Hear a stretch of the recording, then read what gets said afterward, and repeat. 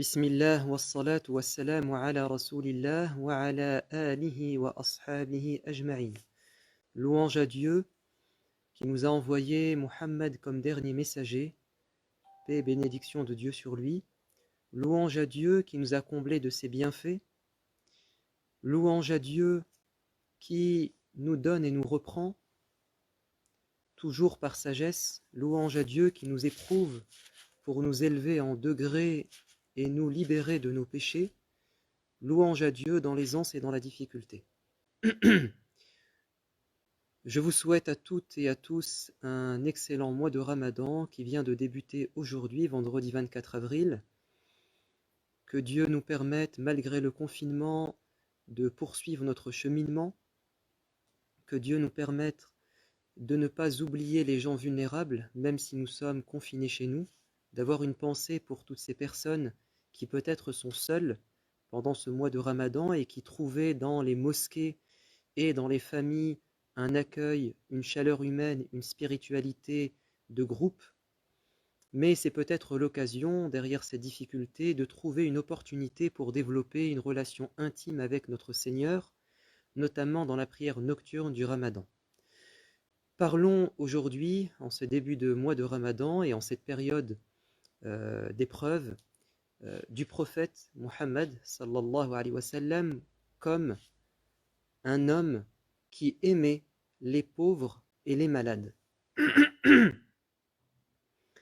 Le prophète de l'islam, un prophète aux côtés des populations fragiles, vulnérables, de ceux qui souffrent.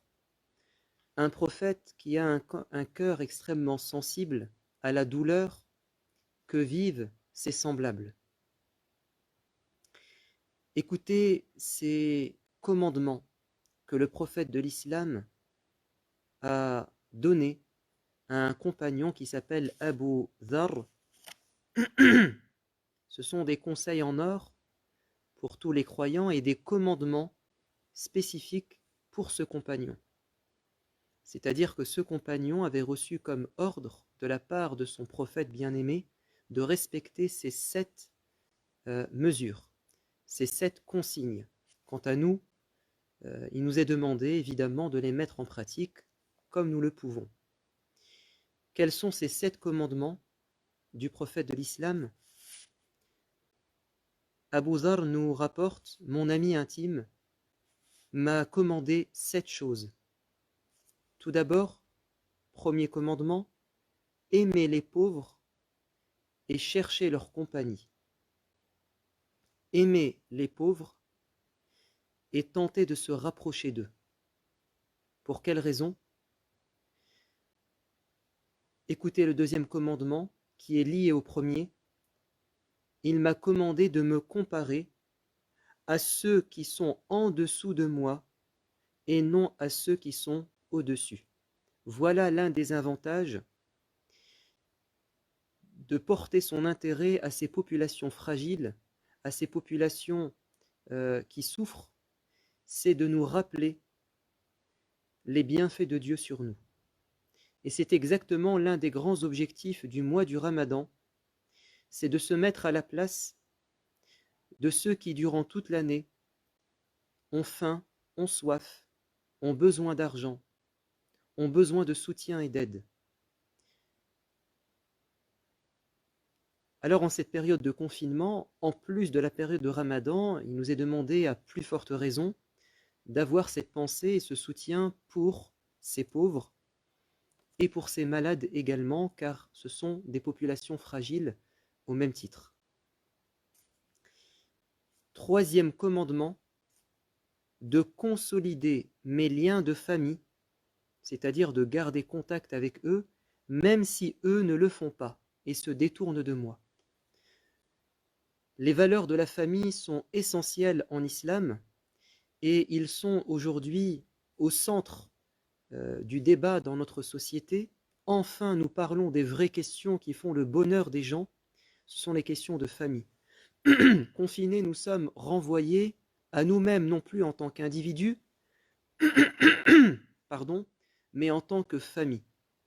Quand nous nous sentons seuls, nous revenons, nous trouvons refuge auprès de nos proches, notre épouse, notre mari, nos enfants, nos parents, nos frères et sœurs.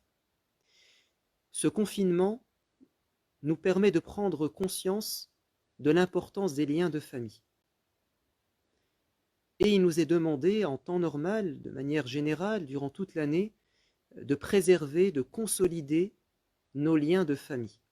Alors, avec cette situation d'isolement, il nous est quand même possible, au moins de prendre de leurs nouvelles, même si nous sommes séparés de fait de beaucoup de membres de notre famille, au moins prenons cette habitude, pendant ce ramadan, d'appliquer cette consigne, c'est de prendre le téléphone, de faire un appel audio, un appel vidéo, et de s'enquérir de la situation de chaque membre de notre famille. Faites-le et habituez vos enfants aussi à le faire. Prenez cette habitude chaque jour comme bonne action de prendre des nouvelles d'un membre de la famille, et puis quand vous aurez fait le tour de la famille, passez aux amis, passez aux proches, à ceux qui comptent beaucoup pour vous. Quatrième commandement, de ne rien demander aux gens. Le prophète de l'islam éduque ce compagnon à être un acteur et non pas un spectateur, à être une plus-value, une valeur ajoutée dans sa famille et dans sa société, et ne pas se complaire et se plaire dans l'assistance, être assisté. Et ça, c'est un message fort aujourd'hui que nous devons entendre. Nous devons tous essayer d'être plutôt la main qui donne que celle qui est tendue et qui attend un retour.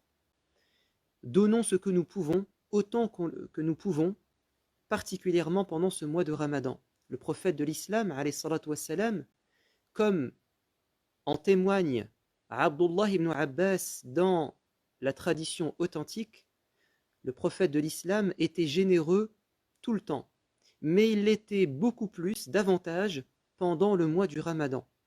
Il était, dit-il, à l'image d'un vent qui souffle, c'est-à-dire il faisait du bien à tout le monde, comme le vent qui ne fait pas de distinction entre un musulman et un non-musulman, un croyant ou un incroyant, un membre de la famille ou un étranger, un grand ou un petit.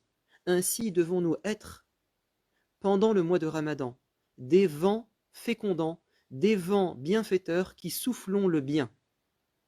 Faites du bien à tout le monde. Et moi, je vous donne peut-être une petite astuce, encore une fois, en famille, car ce Ramadan est un Ramadan en puissance pour la famille. Chaque jour, faites un don, une sadaqa. Comment ? Vous avez énormément de cagnottes qui se sont mises en ligne, en place, que vous recevez, je pense, sur vos groupes WhatsApp, que vous avez sur les sites humanitaires, associations caritatives. Faites comme le vent qui souffle, chaque jour, faites un don. Et habituez vos enfants à le faire. Allez sur Internet, montrez-leur comment ça se passe, et puis faites un don. Alors, étalez vos dons sur tout le mois, vous avez 30 jours devant vous, et faites un don à une association par jour. Parfois pour les pauvres, parfois pour ceux qui ont soif dans les pays pauvres, ceux qui ont faim, ceux qui sont malades, une école, pourquoi pas, un hôpital, toutes les bonnes causes qui peuvent faire du bien aux gens, faites des dons chaque jour. Cinquième commandement, de dire la vérité même si elle est amère. De s'attacher à la vérité et de la dire même si c'est amer. C'est-à-dire de donner des bons conseils, d'être honnête et franc avec les gens. Évidemment, il faut y mettre l'art et la manière, parce qu'un conseil doit être pensé et réfléchi, il doit être dit au bon moment, à la bonne personne, de la bonne manière, ou sinon ça peut être catastrophique. L'idée ici, c'est d'avoir du courage pour dire la vérité, pour dénoncer une injustice, pour dire à quelqu'un sa vérité qu'il doit entendre. Sixièmement, de ne pas craindre les reproches des gens lorsque j'agis pour Dieu. On agit pour Dieu, on fait du bien, peu importe les reproches qui peuvent nous être faits, évidemment à tort, car si nous avons des critiques constructives qui visent à nous améliorer, elles sont les bienvenues. Mais quand on est dans la voie du bien, et qu'on agit en bien, et que nous avons des détracteurs, des ennemis, des gens jaloux, qui veulent nous mettre des bâtons dans les roues, qui veulent semer la discorde, la suspicion dans nos intentions, il ne faut pas leur prêter attention. Comme le dit le dicton, les chiens aboient et la caravane passe. Je suis extrêmement fier des initiatives qui ont été prises depuis plusieurs semaines par les mosquées, qui ont montré non seulement un sens de la responsabilité en respectant les consignes sanitaires, mais en plus en faisant preuve de bonté. Énormément d'associations, énormément de lieux de culte. Même si elles étaient fermées, les responsables ont joué le rôle et ils ont fait du bien autour d'eux. Je pense que ça a tourné dans les réseaux sociaux, des mosquées qui ont fait des dons alimentaires, parfois c'était des pizzas, parfois ça pouvait être un couscous, notamment au corps médical, parfois ce sont des produits d'hygiène, parfois c'est de l'argent. Par exemple, à titre d'exemple, vous avez des mosquées dans le Nord qui se sont associées depuis plusieurs années. On n'a pas attendu évidemment ces situations pour collaborer. Et cette collaboration a donné ses fruits justement dans cette période. Et vous avez les mosquées du Nord, beaucoup de mosquées du Nord qui, dans un groupe WhatsApp, s'encouragent, disent voilà ce que j'ai fait, voilà comment il faut faire. C'est excellent, magnifique, c'est admirable. On montre un bon exemple à Dieu dans notre foi. Nous prouvons, non pas seulement par la langue, mais par nos actes, que nous aimons le bien et nous sommes des bienfaisants, et nous montrons une excellente image dans la société de ce qu'est un musulman ou de ce que devrait être un musulman engagé dans sa société qui est touché par ce qui se passe. Donc nous allons continuer pendant le mois de Ramadan en tant que mosquée, en tant qu'association, d'œuvrer dans ce sens. Et ne prêtons pas attention à ce que certains islamophobes déclarés, assumés, ont pu parfois dire dans les médias en disant « Regardez, les musulmans profitent de la situation pour se montrer, pour faire de l'ostentation, pour faire le adhan parfois, alors qu'ils se sont associés à des actions interreligieuses comme signe de solidarité avec la situation, ce que vivent les gens. Il ne faut pas prêter attention à ces gens. Lorsqu'on fait du bien, ils nous soupçonnent. Lorsqu'on ne fait rien, ils nous accusent. Restons attachés à nos principes, à nos valeurs, et faisons le bien sans craindre les reproches. Dernier commandement de la part du prophète de l'islam, alayhi salatu wassalam, il a dit et répète souvent La hawla wa la quwwata illa billah, il n'y a de force et de puissance qu'en Dieu, car cette formule est un trésor du paradis sous son trône. Le dhikr, et nous en avons beaucoup parlé à travers des interventions les semaines passées dans des lives, de l'importance du dhikr, comment il nous aide dans les épreuves. Et là vous avez une des formules les plus importantes, les plus puissantes, c'est de se souvenir et de répéter souvent pour en être convaincu, pour que ça soit un réflexe, c'est qu'il n'y a de force et de puissance qu'en Dieu. Nous sommes faibles. Ce microbe, ce virus, nous a montré à quel point nous sommes faibles, à quel point nous sommes fragiles, et à quel point une créature de Dieu aussi infime peut être si forte. Parfois, Dieu nous montre sa puissance à travers des catastrophes naturelles, des cataclysmes, un tsunami, un tremblement de terre. Et là, vous avez quelque chose de microscopique. Et donc, il faut se souvenir qu'il n'y a de force et de puissance qu'en Dieu. Et que nous allons au bout de nos limites humaines. Et nous faisons le maximum, mais nous attendons beaucoup de notre Seigneur. Et comme l'a dit le prophète de l'islam, pratiquons le zikr, notamment celui-ci, et il est d'actualité en ce moment. Il n'y a de force et de puissance qu'en Dieu. Ces 7 commandements de l'islam, ces 7 commandements et 7 conseils en or qu'a donné le prophète à Abu Dharr sont extrêmement précieux pour nous. Je les répète, aimer les pauvres et chercher leur compagnie, se comparer à ceux qui sont en dessous de nous, c'est-à-dire moins bien logés, ceux qui souffrent, et non pas à ceux qui sont au-dessus de nous. Consolider ses liens de famille, même si celle-ci ne le fait pas. Ne rien attendre, ne rien demander aux gens. dire la vérité même si elle est amère, ne pas craindre les reproches des gens lorsqu'on agit pour Dieu, répéter souvent La hawla wa la quwwata illa billah, il n'y a de puissance et de force si ce n'est en Dieu. Le prophète, comme vous l'avez entendu, était aux côtés des plus vénérables, des plus fragiles, des gens éprouvés. Nous avons parlé des pauvres, mais il y a aussi des malades, les malades. Le prophète de l'islam était très sensible à ceux qui étaient malades. Il était toujours là pour les consoler, pour leur donner des moyens de se prémunir. Par exemple, un homme est venu, il se plaignait de douleurs horribles au ventre. Et là, il lui a indiqué un remède classique de l'époque, une thérapie par des produits naturels. Il lui a dit, prends du miel et tu seras guéri. Et après plusieurs jours, cet homme est revenu avec un large sourire en disant, c'est bon, ma douleur est partie. Donc, regardez comment le prophète de l'islam est sensible à cette douleur au ventre de cette personne qui se plaint. Parfois, c'était des maladies sans remède à l'époque. Et là, il demandait à Dieu un miracle, comme cette pauvre femme qui avait des crises d'épilepsie et qui a demandé au prophète de l'islam un miracle. Et le prophète va lui dire, bon, je peux te proposer mieux que cela, puisque nous n'avons pas de remède et qu'il s'agit d'une épreuve, et que demander un miracle, ce n'est pas la règle. Quand on n'a pas de solution, il faut patienter. Alors je te propose de patienter et tu auras le paradis. Et elle a dit j'accepte. J'accepte, mais je te demande au moins, quand je suis en proie à ces convulsions et que je tombe par terre, de ne pas me déshabiller, car évidemment, ça me met dans la gêne et mon entourage également.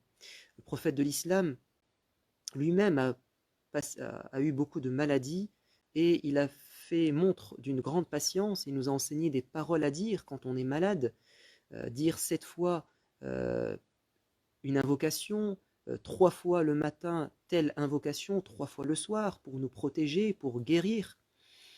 Et le prophète de l'islam, alayhi salatu wassalam, rendait visite aux malades. Il prenait de leurs nouvelles. Il avait un serviteur qui était juif. Et un jour, il a appris que ce jeune était malade. Et il est parti jusqu'à chez lui pour lui rendre visite, sachant que la situation était grave et qu'il était presque à l'article de la mort. Et il est venu le consoler. Et il est venu aussi tenter de sauver son âme. Alors qu'il n'avait pas forcément sa foi, alors qu'à ce moment, il y avait des tensions entre lui et la communauté juive, mais cela ne l'a pas empêché de faire du bien et de ne pas faire de discrimination et de généralité. Il est parti rendre visite à cette personne. Les exemples sont nombreux, mais j'ai voulu par là que vous preniez conscience à quel point il est important de prendre le prophète de l'islam comme modèle pendant ce ramadan, pendant ce confinement, être sensible à ceux qui souffrent de précarité, à ceux qui souffrent de solitude et à ceux qui souffrent aussi de maladies, par nos invocations, mais aussi par nos dons.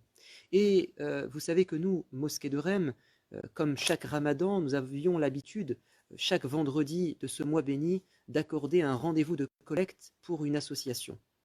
Alors, il y avait évidemment notre association, la mosquée, c'était quasiment la seule collecte que nous faisions pour notre mosquée.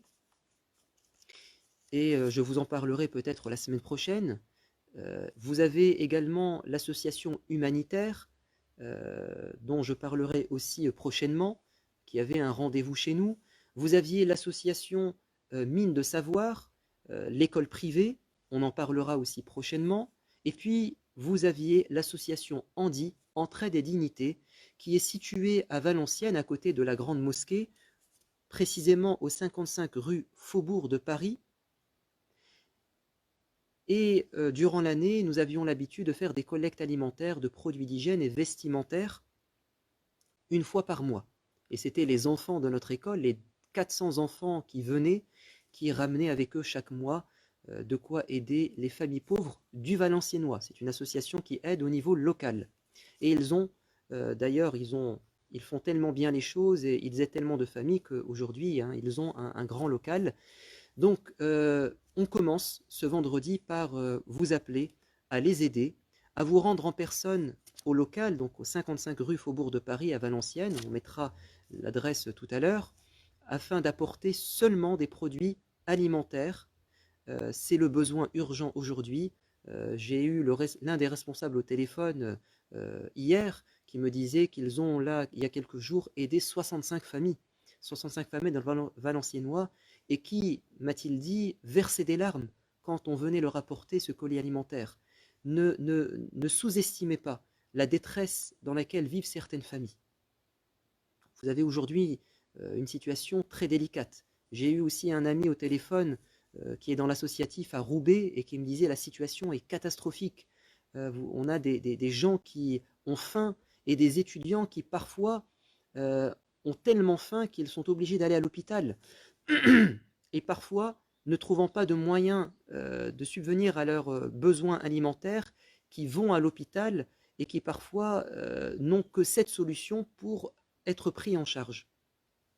Donc, il y a du bien à faire autour de vous, et nous avons cette association qui fait appel à nous, l'association Andy. Donc, vous pouvez vous rendre de 11h à 16h chaque mardi au 55 rue Faubourg de Paris à Valenciennes.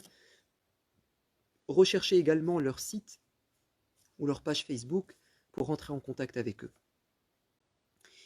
Je pense vous avoir tout dit. Évidemment, je pense que comme chaque Ramadan, vous avez des questions, vous vous posez des questions au sujet du jeûne.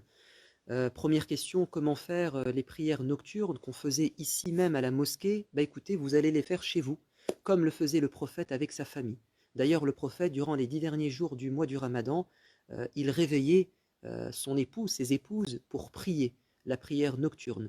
Donc on va le prendre comme modèle pendant ce Ramadan et transformer nos demeures en mosquée, en lieu de prière, et prier en famille comme on le peut.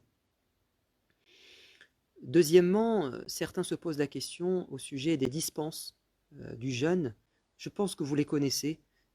Celui qui est malade, celui qui craint pour sa santé, celui qui est trop jeune pour jeûner, celui qui est trop âgé pour jeûner, celle qui est enceinte, celle qui allaite, ceux qui ont du diabète, toutes ces personnes dont le jeûne est incompatible avec leur état de santé n'ont pas à jeûner.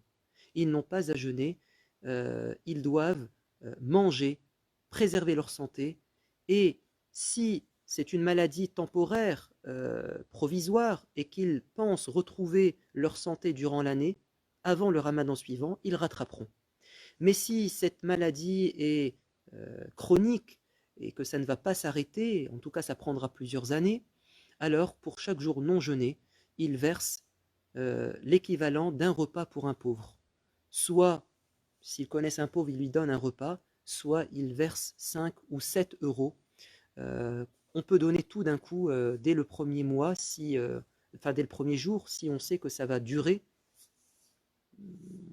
On n'a pas à attendre, on peut donner tout de suite, il n'y a pas de souci. Quelqu'un a dit tout à l'heure, est-ce que je peux prendre de la ventoline? Là, il y a du pollen apparemment, il y a des gens qui sont asthmatiques. Écoutez, ce qui annule le jeûne, c'est quoi? Bon, vous avez les relations conjugales, ça on n'en parle pas. C'est le fait de consommer un liquide ou un solide, un produit alimentaire ou une boisson hydratante par voie orale ou par toute autre forme de voie, intraveineuse, intramusculaire, tant que vous avez intégré dans votre corps quelque chose qui va vous hydrater ou vous nourrir, alors vous avez rompu votre jeûne.